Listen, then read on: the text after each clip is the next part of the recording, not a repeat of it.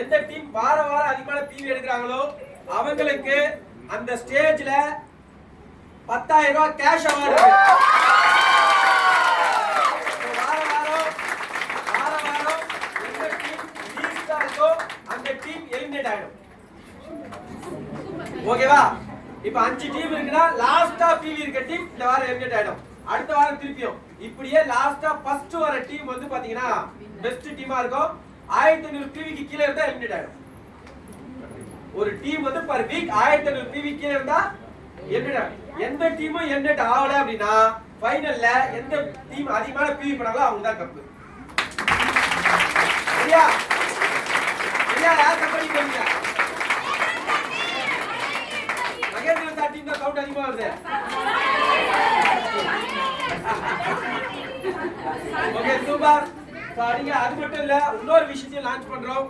CD ஸ்கைல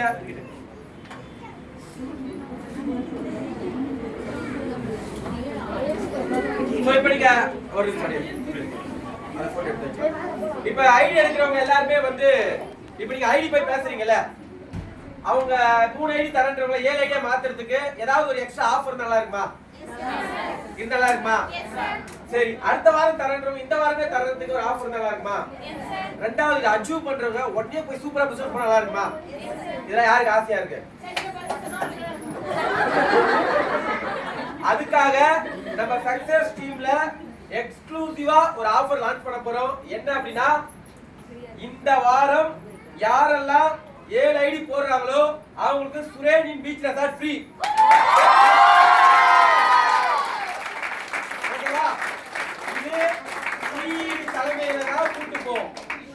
ஒரு CD minimum 12 பேர் eligible பண்ண வச்சா அவங்க என்ன பண்ணலாம், 12 இருந்து 15 பேர் எலிஜிபிள் பண்ண வச்சா அவங்கள கூட்டு போவோம். இப்போ நீங்க ஃபீல்டுக்கு போறீங்க, ஒருத்தர் வந்து 3 ஐடி தான் தராரு, அவங்க கிட்ட சொல்லலாமா நீ 7 ஐடி போட்டா சுரேன் இன் பீச் ரெசார்ட் எலிஜிபிள்.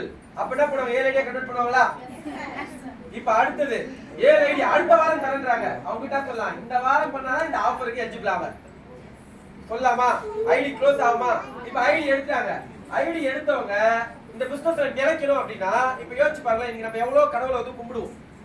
நம்மளே தெருவுல பாத்தீங்கன்னா இப்ப எக்ஸாம்பிள் எடுத்துப்போம், ஏழுமலையார் சாமி இந்த தெருவுல எவ்வளவு சாமி இருக்கும், சர்ச்சு எவ்வளவு சர்ச்சு வசதி இருக்கும். ஏன் அந்த இடத்துக்கு போறோம்? திருப்பதிக்கு போனா லைன்ல நின்று